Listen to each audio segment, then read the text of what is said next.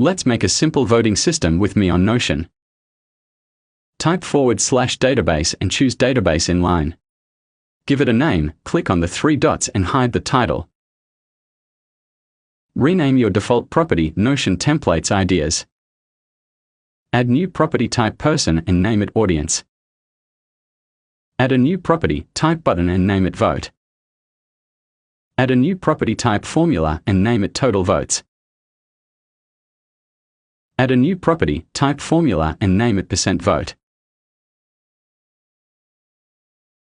Write down new ideas that you want your audience to vote for. Edit button, click on Edit Automations. We are going to add votes per person whenever someone click on the button.